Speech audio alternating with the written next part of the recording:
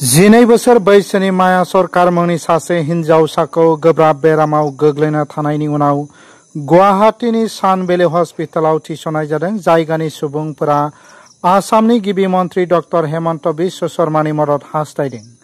उदालगुरि जिल्लानि माजबाद रेभिनिउ सार्कलनि सिङाव थानाय 1 नं खामताबारि गामिनि 12 बोसोर बैसोनि माया सरकारा गोब्राब जब्रायाव गोग्लैनानै थानायनि उनाव 8 अक्ट'बर खालि गुवाहाटीनि सान भेलि देहा फाहामसालियाव थिसननानै फाहामथाय होबाय थानाय जादों।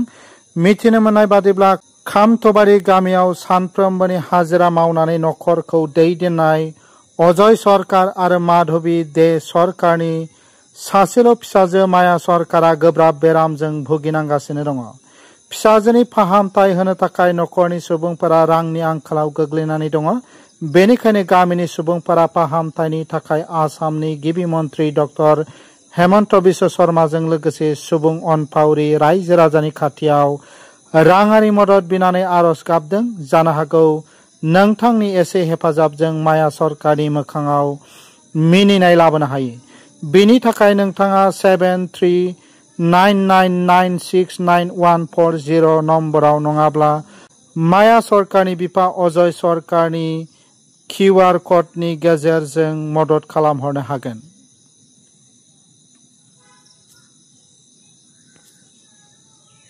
मोर दुखरे जनाबले आमी बाध्य हईसु। ठीक खुसराबारी नहय 1 नम्बर खामतबारी गाँवर श्री अजय सरकार पिता माधवी दे सरकार एकमात्र कन्या सन्तान 12 बछरिया আজিৰ পৰা প্ৰায় 4-5 বছৰ ধৰি এক জটিল বা দুৰাৰোগ্য বুলি কোৱাৰ নিচিনাকে ক'ব পাৰি। মানে বৰ বেয়া ৰোগত আক্ৰান্ত হৈ হোৱাপাতি আছিল। যোৱা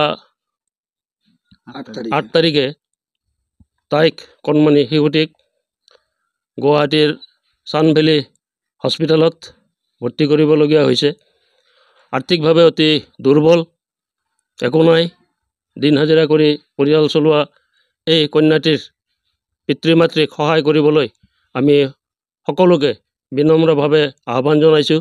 যিসকল সদায় ব্যক্তিয়ে তেওঁলোকক সহায় কৰিব বিচাৰে তেওঁলোকে যেন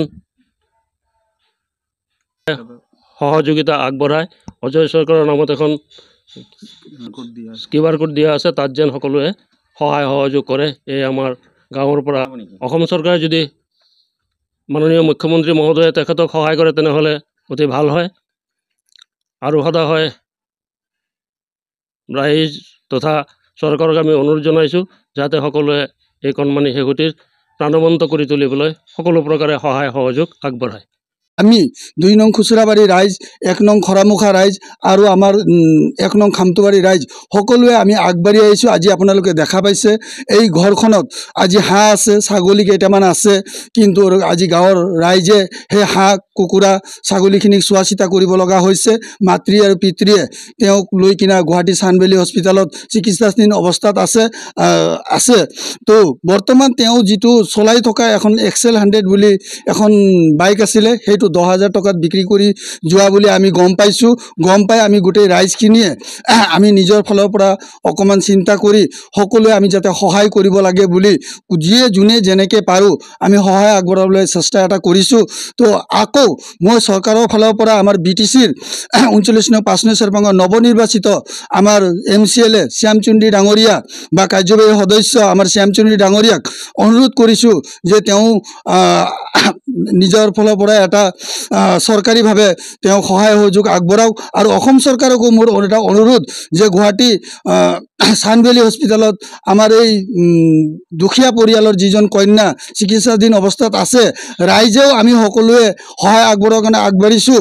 আৰু আমাৰ অসম চৰকাৰৰ মুখ্যমন্ত্ৰী ছাৰকো হিমন্ত বিশ্ব শৰ্মা ছাৰকো এবাৰ বুজ লোৱাৰ কাৰণে আমি অনুৰোধ কৰিছোঁ যাতে গুৱাহাটী सान भेलि হস্পিটাল বুলি কওঁতে আমাৰ অসম চৰকাৰৰ মুখ্যমন্ত্ৰী ডাঙৰীয়াই তেওঁৰ মন্ত্ৰীসকলক কাবাকো খবৰ ল'বলৈ যাতে পঠিয়াই তেওঁৰ উচ্চমানৰ চিকিৎসা এটা হৈ এই পৰিয়ালে যাতে এটা সন্তুষ্টি লাভ কৰিব পাৰে বা এই বাচ্চাৰ পুনৰ জীৱন এটা ঘূৰাই পাব পাৰে বুলি আমি আশা কৰি আমি চৰকাৰক অনুৰোধ কৰিছোঁ। এইখিনিয়ে, ধন্যবাদ।